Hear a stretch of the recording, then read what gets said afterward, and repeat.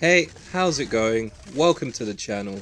Today, we're taking an honest look in my first 2 hours at Gladiator Sword of Vengeance for the PS2. Gladiator Sword of Vengeance was released on the PS2, Xbox and PC in late 2003. It was one of the last titles to be developed from Acclaim Studios Manchester. We follow Invictus Frax, one of the last Gladiator champions, forced to fight his way to the Colosseum by the new evil emperor, Orontius. The game starts with an amazing transition from the opening cutscene to the start of the game, with the camera placed in the crowd, watching as Frax takes his first steps. This is a neat touch, especially on the PS2, with many games at the time rarely using cameras in this way. Frax, after wiping out half an army, is then killed by a mysterious force off screen, where he is then woken up in a field, which ends up being Elysium. There he is chosen to be the champion for the weakened Roman gods, to save Rome and restore their powers. His journey begins with Phobos and Deimos, two evil gods who are helping Orontius on his conquest for power. With a new sword, Frax agrees to be their champion and sets off to fight. Side note, Frax is voiced by Sean Pertwee, who played Sergeant Wells in Dog Soldiers, Alfred in Gotham, as well as voiced Colonel Radek in Killzone 2, which is pretty cool. The main menu opens with classic Roman music overplaying the leaves of Elysium falling.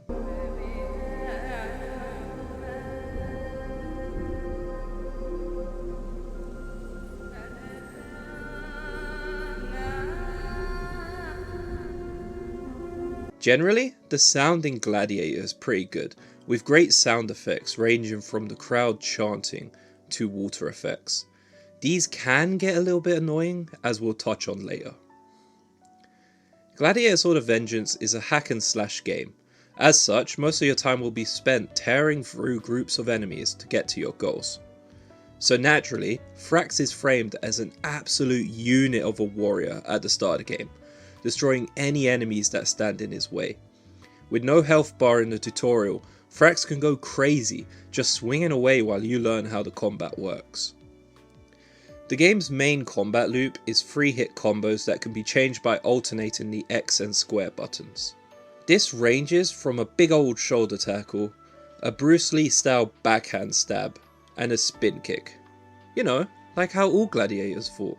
Speaking of which, much like any good gladiator film, Frax can execute certain enemies by pressing circle once beaten.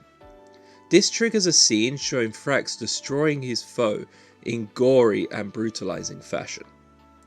This game reminds me of Mortal Kombat Shaolin monks in quite a few ways. The executions are like the fatalities, each having their own cutscenes. The amount of blood mixed with the various collectibles around the levels as well, all just are reminiscent of that game.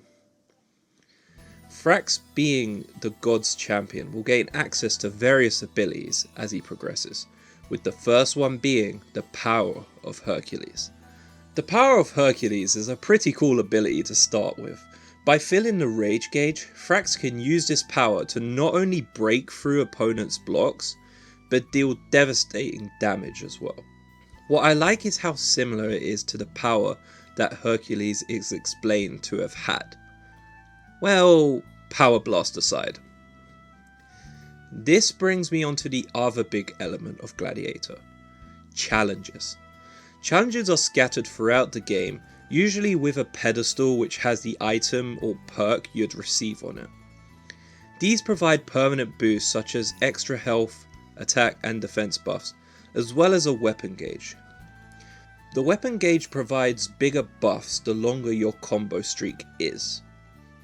I don't mind this system, but the sparks and lights that form around Frax as it goes up can get a tad annoying, with an almost Dragon Ball style aura forming around him, which feels unnecessary and can get distracting. Frax, being the great gladiator that he is, has learned many tricks from other heroes, such as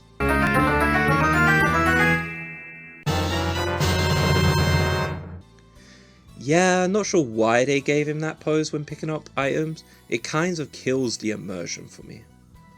Challenges are timed, usually something in the vein of destroy all enemies or break 5 pots in 60 seconds, so these can be failed.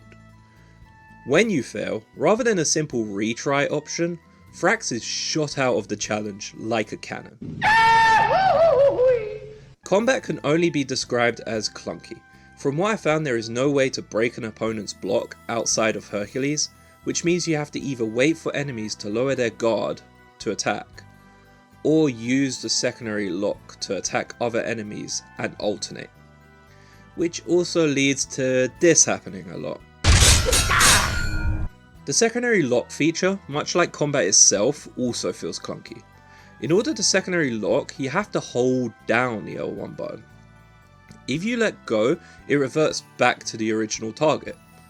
This leads to times where you'd want to quickly and freely swap targets, but be restricted to either the original target, swap into someone else with L1, or being forced to lock off completely and then re-lock onto someone else.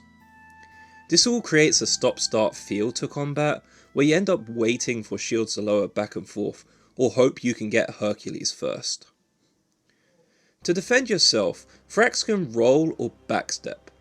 Both seem great in concept, especially with the button making you kick off an enemy mid-combo, allowing for a good escape or to build up space between enemies, but overall, falls flat to me. I also tried using the roll to quickly flank a blocking enemy and attack them from behind, but nope, enemies just follow you anyway with their shields raised. Backstepping creates distance, but with how combat flows, there isn't much of a reason to, outside of a way out when getting swarmed. There is one huge flaw which can't be overlooked, and that's the game's checkpoint system. After a long segment, you come face to face with a fetter. And, well... Okay, cool, understood. Watch out for that attack. Let me just retry. You are not seeing things. The game sent me back to the beginning of the segment, resetting every challenge as well. That's 2 whole challenges and a handful of fights worth of gameplay. This made refighting the fetter frustrating, as rather than quickly jump back in and try again, you have to make that 8 to 10 minute trip back, as well as any extra collectibles you want to recollect. If you're like me and happen to die again, you have to replay that again. The fetter has a good pattern which once you get the hang of, you can beat, but with this checkpoint system, talk about brutal. Much like a real Gladiator, this game finds both glory and hardships within its Colosseum. If you have played this, would you give this a glorious thumbs up or the thumbs down? Let me know down below.